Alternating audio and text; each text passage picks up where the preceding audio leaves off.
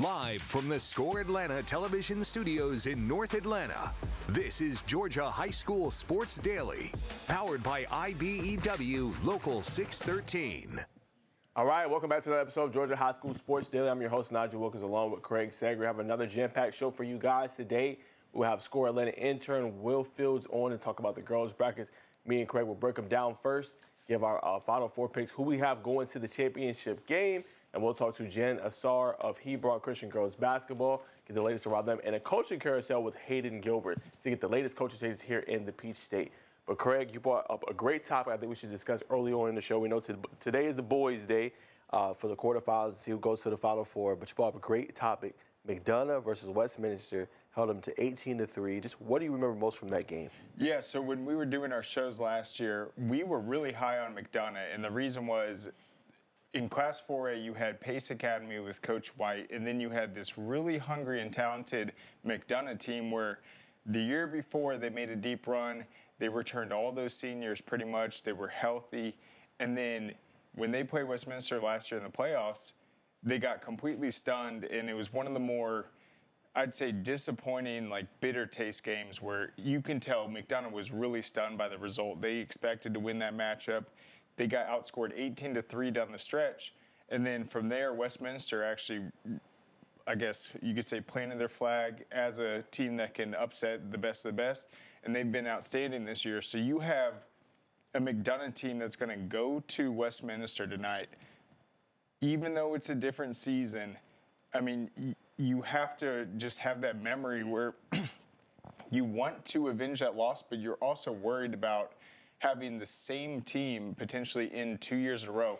That would be really tough. So that's just one matchup that's really intriguing because I feel like there's so much emotions in it. For sure, 100%. And obviously this year, Craig, a new coach, at the helm from McDonough after their head coach, B.J. Thomas, ended up leaving, going to North Atlanta. Obviously, new guys in there as well. But Zayden and Zion Green had that experience, obviously, with McDonough. They've been there for years. And I think, as you said, they're going to play with a little bit more emotion. They've seen what happened to their teammates a year ago. I think they're going to want to go in there and pull off that win. Yeah, and what's crazy about it, I mean, they were heavy favorites last year, like 15 points, 20 points. People thought they would run away with it, and they actually were in control the whole game. Now it's really tough. This is a toss-up game, and they're going to have to go to Westminster. So the script in 1 year has completely flipped, and it's just a big game for Westminster, too. I know it's going to be completely packed out. They've had a great run so far, and when you look at this bracket in general, Class 4A, it is very intriguing. Yes, it is, 100%. Well, Craig, we're going to get started with our fast break headlines. I'm going to let you lead us off with the first one for today. Yes, all right, baseball season's underway, and we have our first perfect game to report on. This is Whitfield Academy's Sam Marshall. He pitches a perfect game on Monday, 15-0 victory over ELCA. He was phenomenal, 11 strikeouts. As far as the offense goes for ranked Whitfield Academy, Will Holland was 3 for 4 at the plate with 2 doubles and 3 RBI, while Harrison Brantley went 2 for 3 with an RBI. Jackson Wallace added a home run. They've got a big matchup tonight. They're 4-2 on the season. They're going to be in that Class A through 3A private. They will host Pace Academy, team that's played a very difficult schedule early. But congratulations to Sam Marshall, that perfect game and 11 strikeouts against a really good Elka team. All right, let's go to headline 2 real quick. This is a great story by the Athens Banner-Herald. Sarah Tidwell does a great job going in depth with these athletes. It is about North Oconee wrestler Vera Spencer as she looks ahead to her future after becoming a 3-time wrestling state champion. In the story, you guys can go to Athens Banner-Herald, but it says she tried a lot of different things before ever getting into wrestling: gymnastics, ice skating, soccer, basketball, lacrosse, swimming, even tackle football, but nothing stuck quite like the combat sport such as jiu-jitsu, where she began getting her background in wrestling. She tried youth wrestling with the Oconee Club, but it only lasted a few months before the pandemic halted that. She picked it back up in high school when it started to become recognized as a GHSA-sanctioned sport with Coach Walker Daniel, who's in his 12th year at the helm of North Oconee's program. And in the last 4 years, wrestling has opened her up like a flower in bloom. Wrestling is the only thing that has made me feel real, said Spencer. Wrestling is the only thing that has made me feel a sense of pride in myself, has given me confidence I didn't know I had, made me feel okay, and it's the way I can go out there and wear my heart on my sleeve. Now she's graduating, a 3-time state champion. She's speaking with college programs, and she hopes to go to the Olympics someday. So when people talk about what are the benefits of adding a new sport like girls wrestling, she's a perfect example, someone that has big aspirations after winning 3 state championships. Pretty awesome story right there. Yes, it is, correct. All right, so let's go to headline 3. This is Hardaway has a new coach after making significant improvements in 2024. You can go to scoreatl.com. I did a daily dive on that last week. Hardaway's an interesting program. They've had a lot of great talent come through there, but they've also had a lot of coaching changes. So the news was announced on Thursday by host DJ Jones. He's actually on our Hall of Fame board of directors, a great guy, but he broke it on his show. The new head coach will be Will Wilden. Wilden has been an assistant coach on Hardaway's staff, and he replaces Ryan McKenzie. Ryan McKenzie was hired as the new head coach at Pelham High School, a Class A program in Mitchell County. The Pelham City Schools District announced that the week prior on February 12th. Hardaway, which dropped from Class 4A to Class 2A before last season, hired McKenzie before that 2023 run from Chattahoochee County. That's actually one of the jobs that's still open. We'll get into it all in the coaching carousel, but he led the Panthers to a 5-6 record during his only season at Chattahoochee County.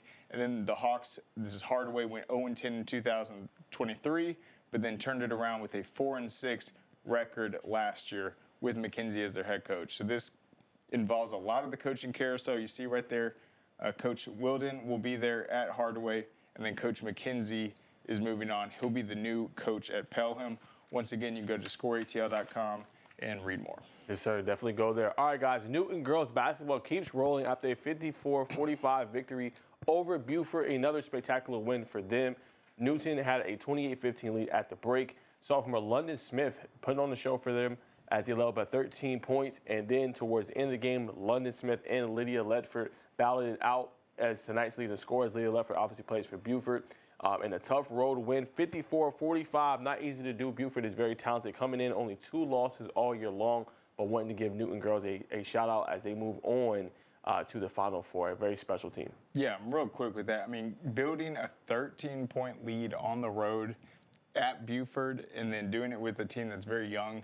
Yes. Super impressive. And obviously the big storyline will be, can the Newton boys handle business tonight and then be one of the rare programs to send both the boys and the girls to the Final Four? That would be a big accomplishment for the Rams that have won state titles before. They've been really close in there and certainly battle-tested from playing Grayson not only this season but last season. Yep, and Grovetown as well, another team. Yes, Coach yes. pointed it out. But next up, we have our next headline. Luella hires new head football coach Will Richardson. Obviously, he formerly was with – sorry, forgive me, guys. Okay, Luella hired Chris County defensive coordinator Will Richardson, who had been a head coach at Richland Northeast in Columbia, South Carolina for 2 seasons before joining Chris in 2021. He was Westlake's offensive coordinator for 3 seasons. Before that, Luella finished 6-6 the past 2 seasons, winning playoff games in consecutive years for the first time in their history. And here you have the Lions Den just got stronger. Please help us officially welcome Coach Rich as Luella's high school head football coach. The next era starts now. I mean, Craig, what's your reaction to this? What do you think about them and obviously them making this hire? It's big. We haven't seen too many out-of-state coaches coming in, but he will be. I think you said he went from South Carolina to Crisp County. Yes, sir. Yeah, Crisp County is a great school, and I forgive you for being confused.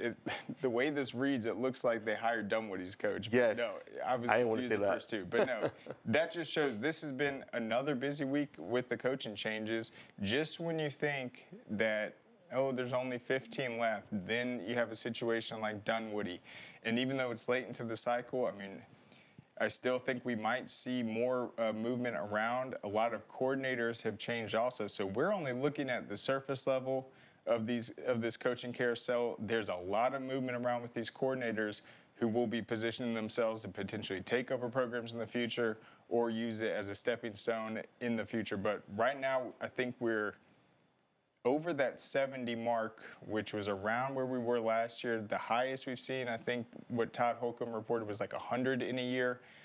But if you think about the fact that there's just over 400 schools, I mean, we're talking 1 in 5, 1 in 6 programs are introducing new head coaches here. pretty crazy to think about, and a lot of new names, including Will Richardson. Yeah, as you said, Craig, and we've seen kind of just different things that exits of guys going and leaving for South Carolina and guys coming in from all over Westminster have their coach, but it won't be, like you said, until after the semester is over. So a lot they're going to have to grapple with in year one, and I think you're going to see, obviously, little hiccups and things like that as they continue to try to fine-tune everything. Yeah, and what's good about Coach Richardson, I mean, he's coming in, he's got experience from out of state, he's got experience at Crisp County, and then he also has experience at Westlake, where he's the offensive coordinator. So when you have someone that's played in the highest classification, played in a different state, played in a smaller classification, now getting that head coaching opportunity, he's been in the big Fulton County School District, he's been in the smaller ones. I feel like this is a good hire for Luella, someone that has been with a team that's going to schedule out-of-state games, play in big events. I think he knows how to grow the program and knows the right ingredients to put Luella on the map. 100%, man. So we'll keep you guys obviously updated. We'll have our coaching carousel here a little bit later with Hayden. I want to ask you before we wrap up, we got less than a minute remaining. Any other boys matchup you're excited to see tonight? Ooh, man. I think Tucker-Jonesboro, is that happening? Yeah, that is happening. Yeah. That's a pretty good game. That's a pretty Tucker. good one. Yeah, Tucker, true. I heard in the last round, really had their backs against the wall. I think they were down by like 3 points, and one of their players had like 5 points in the final 8 seconds, giving them a incredible victory. I think the Jonesboro-Tucker game will be very evenly matched, and you don't get more athletic than that. Both those teams are filled with youth as well, so watch out for them in the future. Yeah, that'll be a lot of fun. Obviously, in my article today, I talked about Cortez Redding being one of the best performers in the second round, 21 points, 11 assists. He also was a standout for Jonesboro on the gridiron as well this past season, leading them in tackles and interceptions. So you got him and they got Jontavius Wyman too. So there'll be a lot of fun to watch tonight. But that's going to conclude this segment. Coming up after the break, we will do a bracket breakdown with me and Craig, giving our eyes and our thoughts, obviously, on the classifications. Great teams are committed, focused on the details, and work hard to be their best. From practice to games, right down to their gear. Your field is a critical part of the game that allows your athletes to showcase their athletic abilities. Sports Turf is committed to bringing your team innovative sports surfaces with unparalleled performance. You bring the vision. Our team brings it to life. This makes my dad proud. He went through his whole career as an employee. Now I'm the employer, something he didn't achieve. We are signatory to IBEW and do IBEW people wherever we go that we feel like they are faster and better than any of our competition. The advantages of being a signatory contractor is you're trained employees. You have unlimited manpower. It allows me to bid on jobs that I ordinarily would not go after. We celebrate the athletes, the buzzer beaters, the record breakers, the wins. Now, it's time to celebrate the people behind it all. The advice givers, the community shapers, the game changers, the life changers. It's time to celebrate our coaches. Join all of us at BSN Sports and show your coach some love by sharing their story with #ThankYouCoach. Man, you know how to do this? Man, I don't even know. I was flipping burgers last week. Violation, unsportsmanlike conduct, impersonating a craftsman. Skilled trade unions are well-trained career pros, not part-timers. Construction is a rewarding and lucrative career with the advancement potential, but you have to do it the right way with the right training. Learn how you can be a pro. Find your career at GeorgiaConstructionCareers.com. Georgia High School Sports Daily is brought to you by the International Brotherhood of Electrical Workers, Local 613. Electrify your career. All right, welcome back to Georgia High School Sports Daily. Remember that you can watch the show on the Atlanta News First app, also the CBS Sports local streaming app, Zeem, and you also can watch the show via YouTube TV on the Peachtree Sports Network. Without further ado, let's go ahead and welcome on Coach Azar. Hey, Coach, how's everything? I'm good. How are y'all? Doing good. We appreciate you taking the time to come on. Oh, I'm glad to be back. I think I talked to y'all a few weeks ago. Yes, ma'am, you did. And I want to ask about this game. I mean, I thought you had a great quote at the end. You talk about just the physicality of this game. I know you had to play some young players, freshmen, sophomores, obviously in there. But just talk about going against a really good team in Mount Perry and how your team was able to come out on top.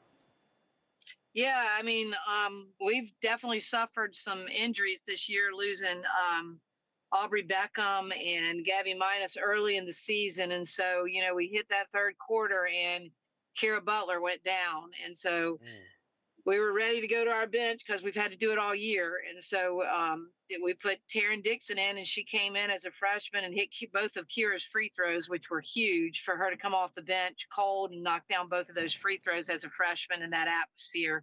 And then Alyssa Craig came in and gave us some time also. And so those two young players able to come in and play while Kira was out.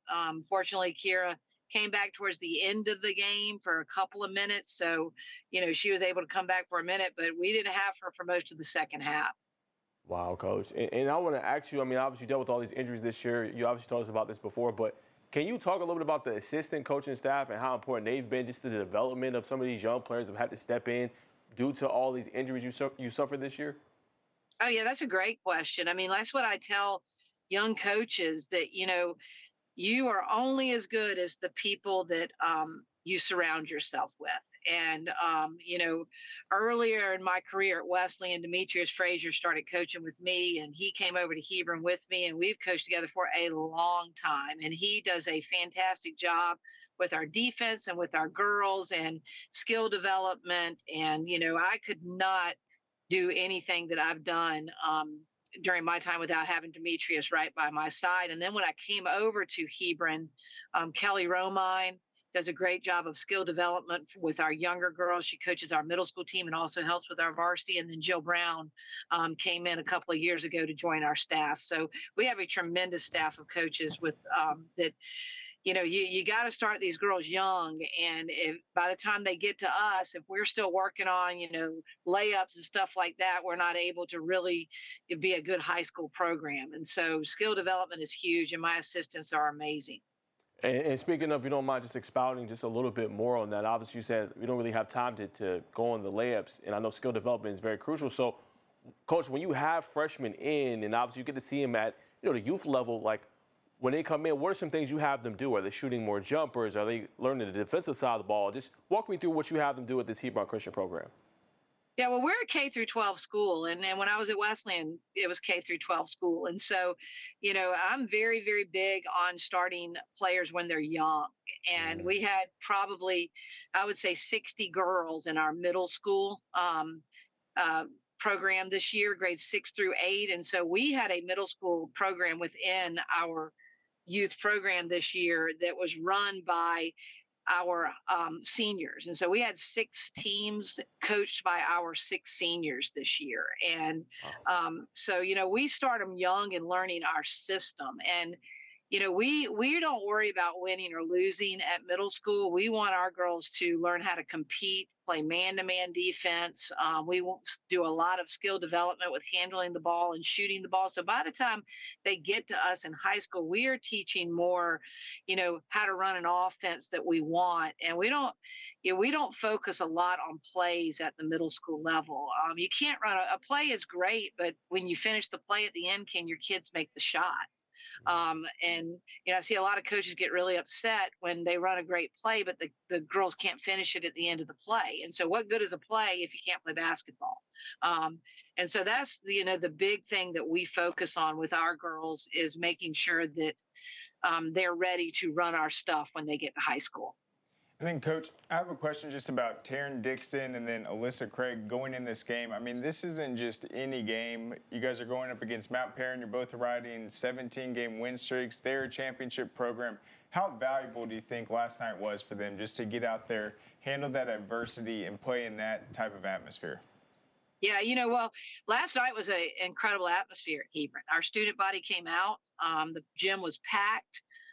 We had a whiteout, and so our 6th man showed up in the stands, and I couldn't be more pleased with the support of the school. And so for them to come into that atmosphere, especially Taryn coming in and having to shoot Kira's free throws as a freshman, and knocking those down in that atmosphere was huge, and huge for her, moving forward. If you can do it there, you can do it anywhere.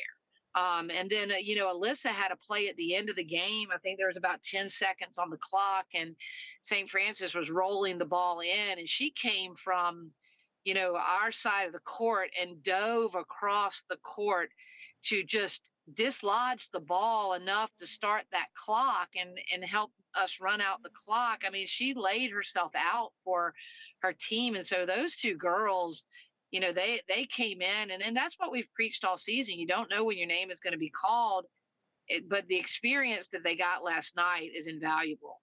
Yeah, and Coach, I saw in those stats we pulled up a lot of block shots you guys had last night. We know how talented Mount Perrin is. Scorers like Jessica Fields. How pleased were you with just your team's ability to block shots, contest, but not get in that foul trouble, give them free points? Yeah, I mean, we did not feel like we were our best, to be honest with you. It was a very, very physical basketball game. I think we went the whole first half of the game and didn't have a free throw shot. So for it to be that physical and not to go to the line, we just had to really just battle through the physicality and know that we had to score the basketball with contact. And so we came out better in the second half with that understanding after we got to the locker room and changed up a few things. We switched our defense a little bit to get a little bit more aggressive when we saw that we could do that. And so that they shot the ball better than I've seen them shoot the ball when we've scouted them. They knocked down 7 or 8 threes, which is not what they traditionally do. And so, we had to come out of a zone and go to a man. And so, we weren't overly pleased with our performance, but honestly, at this time of the year, you have to find a way to win. And we've had to do it all season with the injuries that we've had. And so our girls are just right now finding a way. And you can't have a better player than MJ, Mia James, leading the way for us at the point. She's all of 5'5", but she plays like she's 6'5". I mean, she is tough and she just gets after it. And Danny Osho came on in the second half. And the defense of Cameron Register and Alana Beckham, especially when Kira went out, was tremendous. So it was an all-around effort. It was ugly, but at this point of the season, you take what you get. Yeah, and MJ not only dishing out assists, came up big, scoring the ball. Let's talk about this Friday with the Final Four. You guys will play Galloway. It's a 1 o'clock game. What are some of the things that you do just to prepare for that kind of early afternoon tip-off and such a big matchup?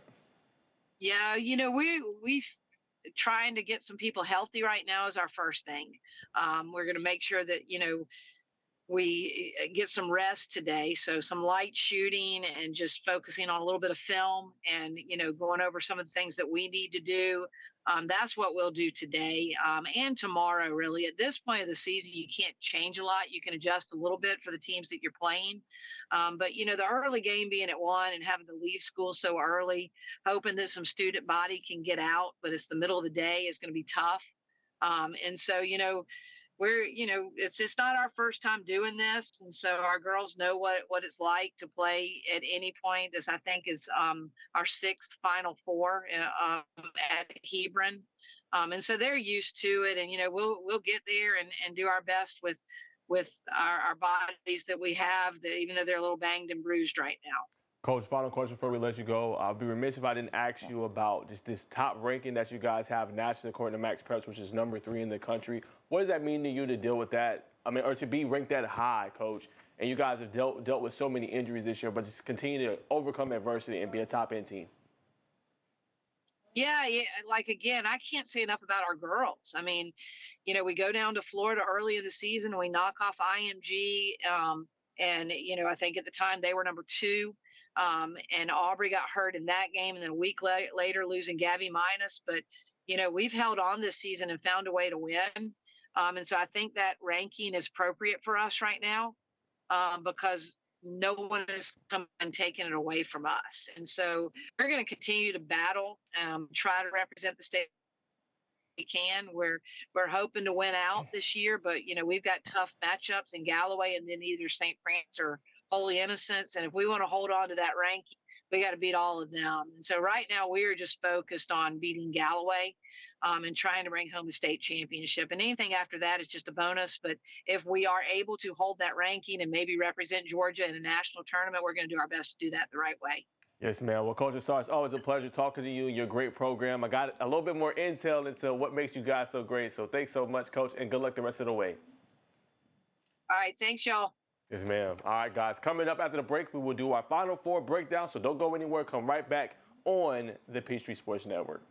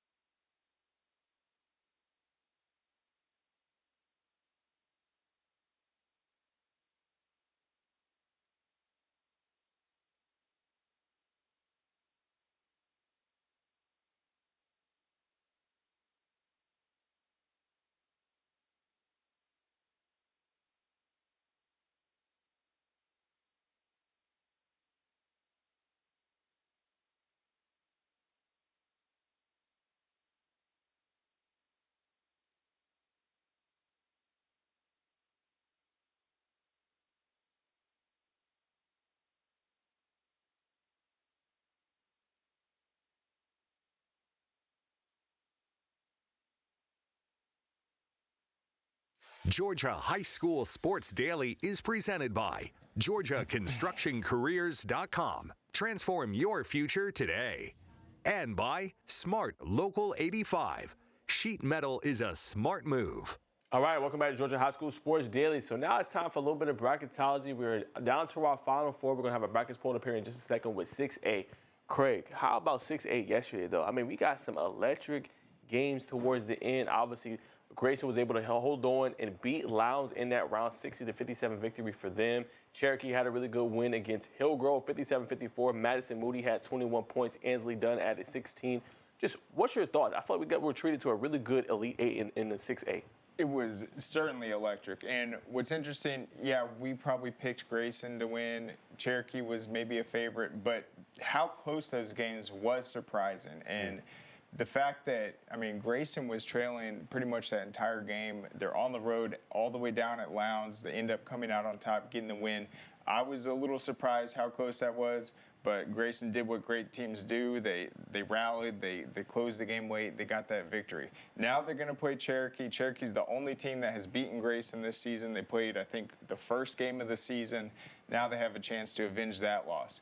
Cherokee, they had their own thriller over Hillgrove, the region champion out of Region 3 that has had a great run. They just beat Brookwood 61-31 in the last round. Cherokee's, that was Ansley Dunn. I think the game was tied with 3.1 seconds left. Hit a step-back three-pointer to give Cherokee a 57-54 win over Hillgrove. Once again, that's Ansley Dunn. That's going to be a big boost of confidence for her going into that Grayson matchup. Game on the line, drilling that three. And then you look at the top right, North Forsyth held off Carrollton after Carrollton's big upset over North Paulding, who we've seen play in person. Carrollton is a scrappy team. I think that was a big win for North Forsyth to kind of prove to people that they are a team that can make a run this year. They've had the undefeated season, but to beat a red-hot Carrollton team the way they did, that was a 50-43 win. And then we already talked about Newton, their big win over Buford, getting a 13-point lead at the half and pretty much dominating that matchup. So, I mean, the teams that won, maybe not surprising, but the way this played out, it was very intriguing to me. It just shows how exciting this Final Four is going to be. 100%. I agree with you, Craig. That North Forsyth versus Newton matchup is going to be one to watch. Obviously, London Weaver had 20 points in that victory. For them, Gabby Gilada is going to be one to watch also as well on the defensive side of the ball. But Newton got a lot of players in ballot tests, and they've been proven. But let's go to 5A now. 5A is also interesting. Want to give a shout-out to Bradwell Institute. A game-winning buzzer beater by Paris Parham lifted them over Woodward Academy. Another very entertaining game in that one, and they move on to the Final Four. Hughes picked up a win over, obviously, Veterans, a big win for them. River Ridge handled business against New Manchester, beating them 80-44, just too deep, too talented. And Milton was able to outlast Brunswick in their victory as well. In terms of the matchup, Hughes and Bradwell Institute, I think you got two really good ones. Jocelyn Faison's obviously a Georgia Tech commit. She's been phenomenal this year. And Cornelia Ellington is averaging 13.2 points per game. Two really good teams, great backcourt play, but who can win the interior is my standout there, Craig. And River Ridge Milton, does Milton have enough to contend with River Ridge? River Ridge had two milestones yesterday, Craig. Kayla Cleveland hit over 1,500 points for her career, and Michaela Roberson hit over 1,000 points for her career. Yeah, pretty exciting. When you look at this Elite Eight in Class 5A, teams like River Ridge putting up 80 points, some very high-scoring offenses. You talk about Hughes, they're going to play Bradwell Institute. Hughes is the only team that has beaten Hebron Christian this season. That's how good Hughes is. They dominated in the Elite Eight, 66-34 win over Veterans. People thought Veterans might be able to hang with them as a team that's really good shooting the ball from deep. Hughes completely shut it down, played their style of ball, and dominated. And then you got Milton coming off a big win over Brunswick, 69-56. So three lopsided wins. The big upset, or home win, I guess, for Bradwell Institute should be interesting, but I think we might see that Hughes River Ridge game, and their resume, that's pretty incredible. Is that who you're rolling with? Yeah, I mean, I picked River Ridge, but that, yeah, that's where my the rankings would say. Yeah, me as well. I could definitely go with those two to make it to the state championship game. Don't want to leave out David Davis, who scored 23 points, and also London Walker from Milton, who scored 23 points as well. All right, let's go to 4A.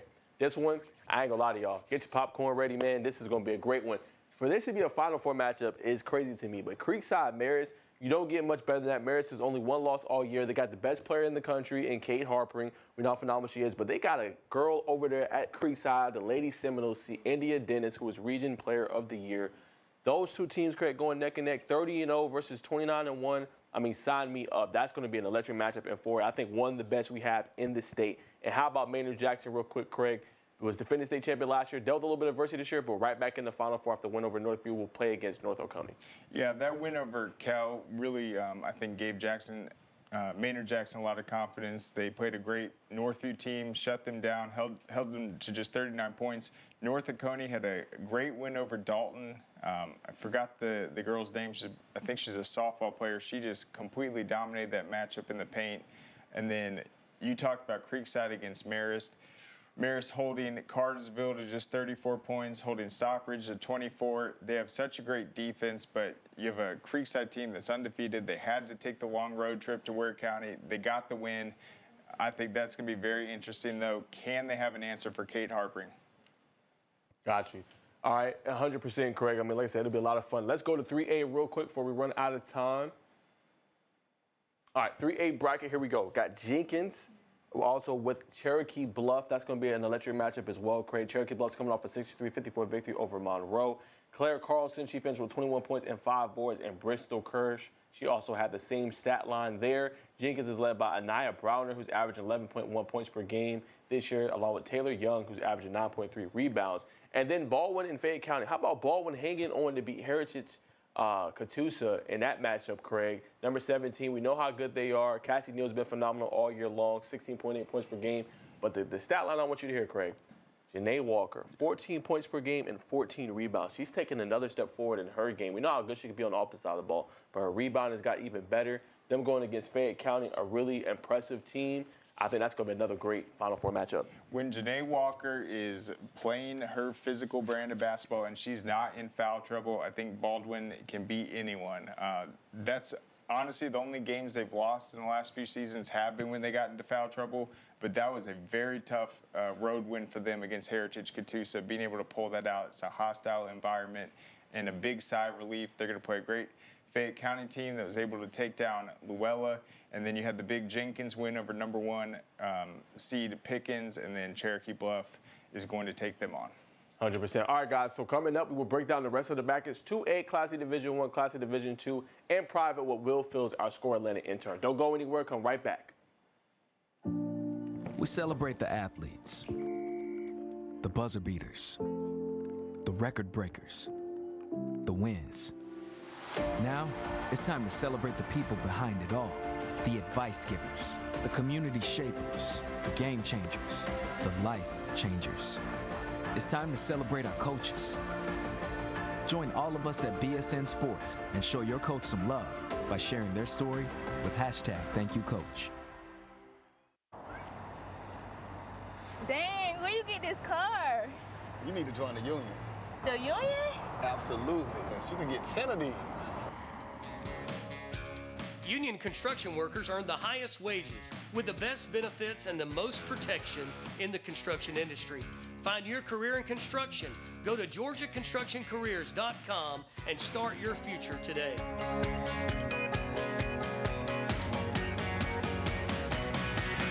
A journeyman with Local 85, when you turn out, you can be hitting 6 figures. Hey, I have your back, you have my back. We're gonna do this together. We're one for all for one. College just wasn't for me. Let's look into actual career jobs that wouldn't take college, where I wouldn't, lose money and all that. Instead of losing a lot more money at the end, why not make money and make more money at the end?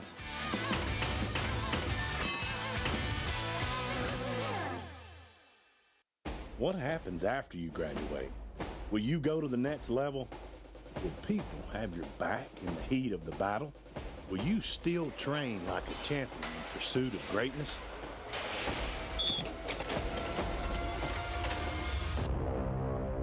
You will when you become an IBEW electrician. Join our team. Visit IBEW613.org.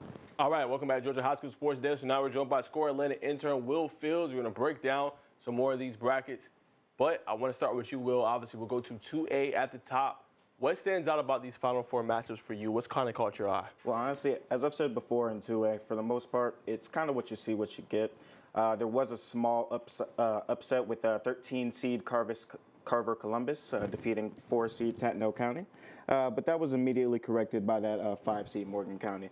Now that being said, with the Final Four with Murray County versus Morgan County and Hardaway versus Josie, I'm thinking it's going to be Murray County that brings it out with their 29-1 record coming up. They still look like the team to beat to me. So if I wanted to move over to Class A Division 1, more of the same, honestly, with the 2A. It's the teams that you're expecting to win that have been winning. We'll be keeping an eye out for Model versus Banks County, however. Model's one of those teams where they can more or less beat any team, but they can also lose to any team, and they've shown that this year, so I think that should be an interesting game. Okay, hold that thought. What you got for Class A Division 1, Craig? What kind of stands out there for you?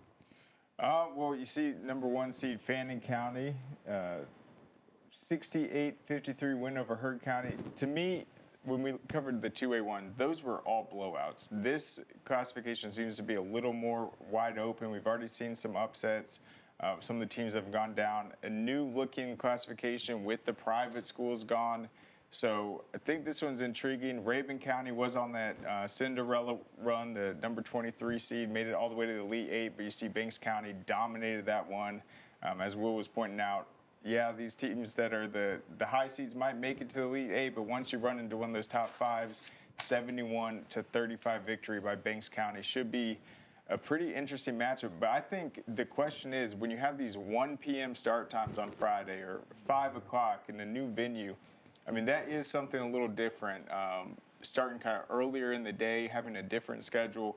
I think coming out, starting off hot, having the intensity and the defense will be key for a lot of these teams. For sure. And how about Fannin County? Hasn't lost since December 30th, so they've been on quite a tear. All right, let's go to Class A Division II. I'll start us off here. So Wilcox County has been an impressive team this year, led by Zariah Martin. She's averaging 14.4 points per game, and Talia Benjamin with 14.3 points and also 14.4 rebounds. She's been phenomenal. And then Screven County's been doing their thing, led by Jalea Roberts. She's averaging 20 a game this year, and Ashanti Middleton's averaging 15. So she's been phenomenal. I think we got a really good matchup with Wilcox County and Screven County, both really good backcourts and both good interior problems as well. And then Washington Wilkes, how about the run they've been on? Only 13 wins this year, but they got all the way to the Final Four, Craig, and Macon County's been the team to beat so far in Class A Division II. Yeah, well, I really like Wilcox County, seeing them get the win over Taylor County, who we thought was going to be the favorite, and then just dominating the last round against Randolph Clay. I think they're the hottest team in this classification right now, and they've got to be playing with a ton of confidence. Who do you like, Will?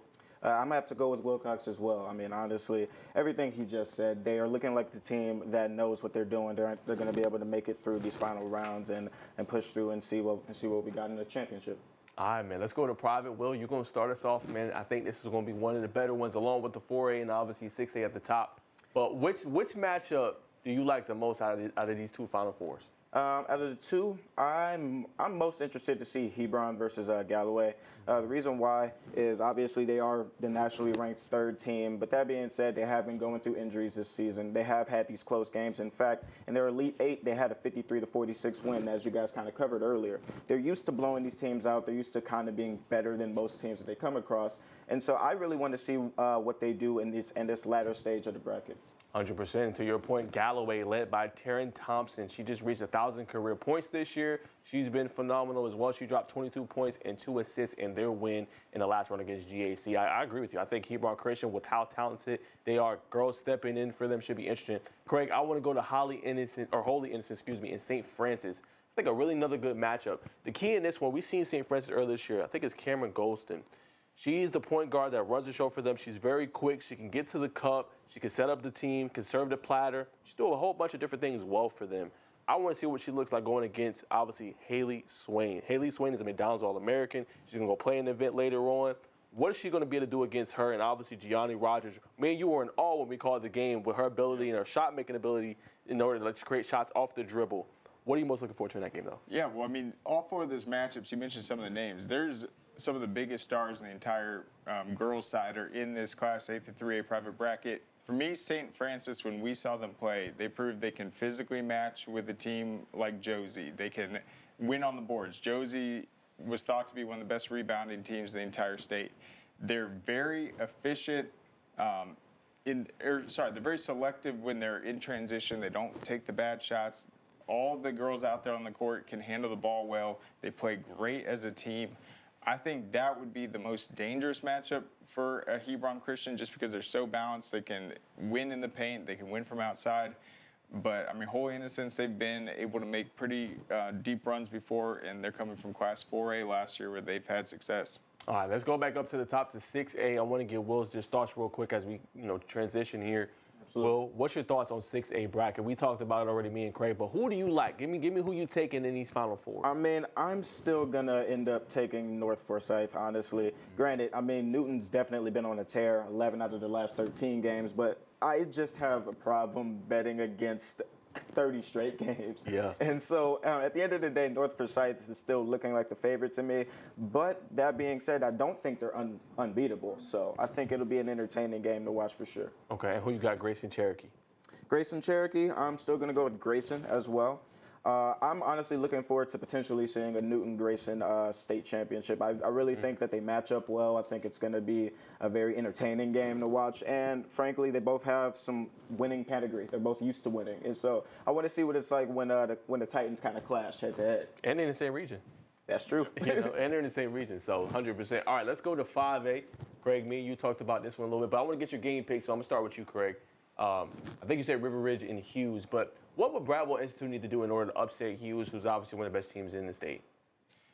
Say slow the game down any way possible, and you do that by pressing them as soon as they get the ball under the basket. You have to, it seems counterintuitive, but to full court press that team and force them out of the rhythm and just avoiding that transition where Hughes can just absolutely score in a flurry like they've been able to do. I think Bradwell Institute, play that full court defense, stick with your man, and then slow it down offensively on the other side. I think that's the best thing you can do. Keep it within single digits heading into that fourth quarter, and then if someone's hot, you feed them, make sure they get to the foul line, try to win that way. Who you taking in 5A, though, Will? 5A, I'm looking at River Ridge, honestly. With River Ridge, I mean, I loved it because I talked about it in Intern Insights on the Score YouTube. But I was looking at that dynamic duo between Finley Parker and Kayla Cleveland. I mean, one of them's Player of the Year. The other one's a sophomore. They're both averaging 14.6 points a game. I mean, when you have a team that one has, an established player like Kayla Cleveland, but you also have that young talent that can bring it up when she eventually graduates, I just like their odds, honestly. Okay. All right, let's go to 4A. All right, I'll start us off here. Obviously, we've talked about it. I'm going to go upset, Craig. I'm going to go Creekside over Marist. Marist is a phenomenal team. I'm not sleeping on Kay Harper, who's one of the best players in the country. But I think I have a funny feeling this is Creekside's year with Ciendia Dennis, and I think they make a run there. I think we're going to get a Creekside Maynard Jackson state championship. Yeah. I mean, whenever you have a sophomore that leads the team in all 5 statistical categories, I mean, that's something that you don't want to, turn your nose up at. You know what I mean? So I definitely agree with you for sure. I think this might be their year. Yeah, Creekside Marist, man, it'd be a heck of a football Final Four game. Man. But I mean, I think what Marist, they're so good defensively, and that's been their formula for years. But they have a special talent now with Kate Harpering, but they still don't stray from their identity, which is the defense. I mean, when you saw that matchup against Carsville, you knew that Carsville was going to struggle to score. They hold them to just 34 points.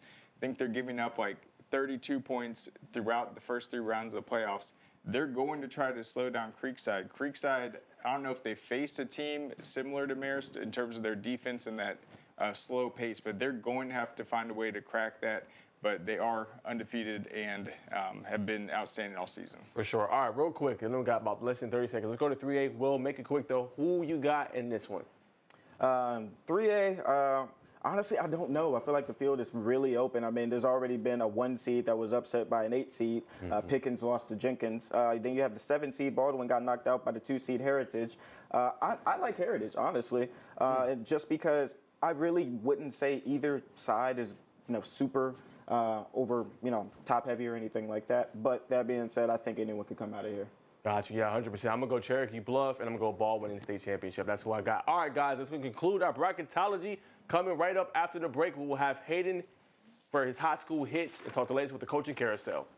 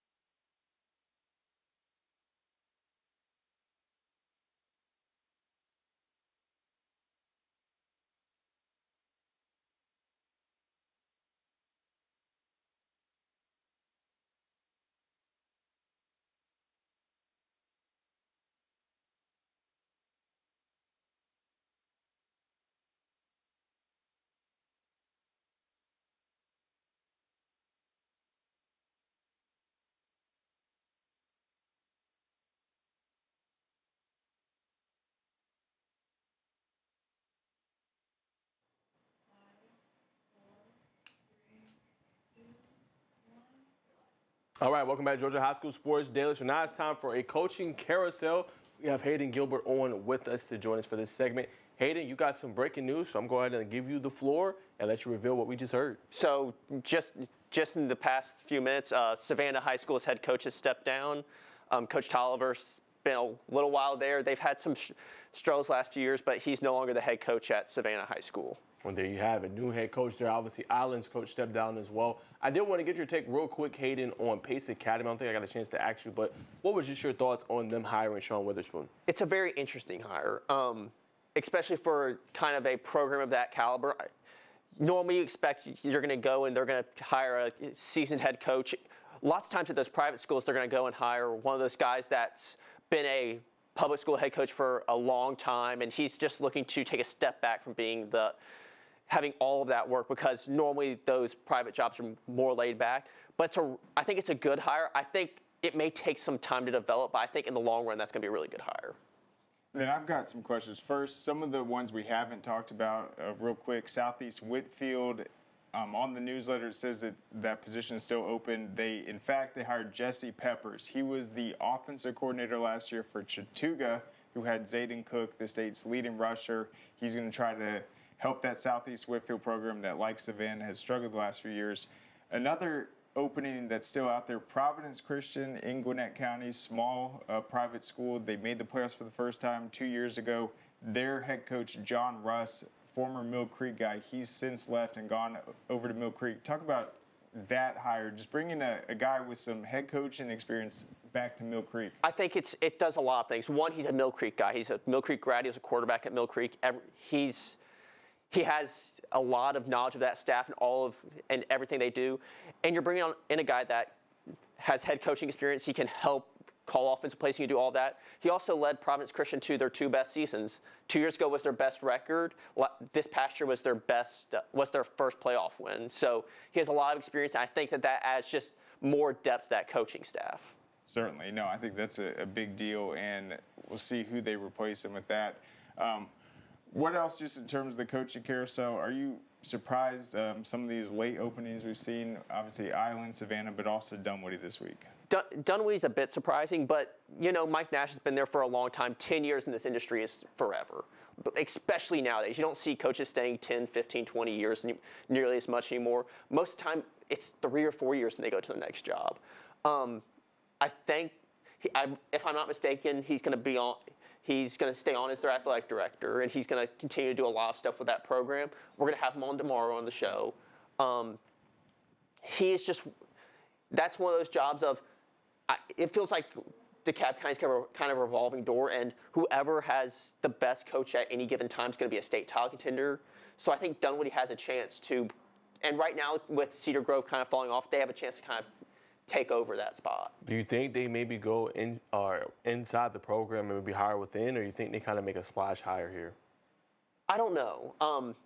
I think it's because Coach Nash was the head coach, and he's also as the athletic director, he's going to have a very prominent role in this coaching search. True. I think it's more likely that they hire from within, though.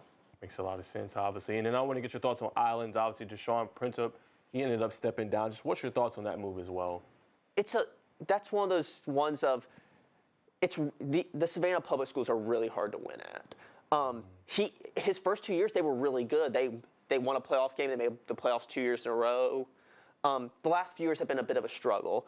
I think there's always one Savannah school that does pretty well every year. I think that when you're looking at them and Savannah, you're looking for that coach that can turn you into that top Savannah public school. Yeah, I mean, this has been a great run for all the Savannah area schools. Obviously, the privates have been doing well with Calvary Day, Savannah Christian, but we've seen just the entire area in general start to get more respect in terms of the recruiting, the coaching, and the programs in general. Hayden, real quick, what do you think about the Dutchtown opening? Coach Battle leaving kind of late in the cycle, a team that has so much talent returning, but now they're basically entering March without a head coach. That's the craziest firing of the year.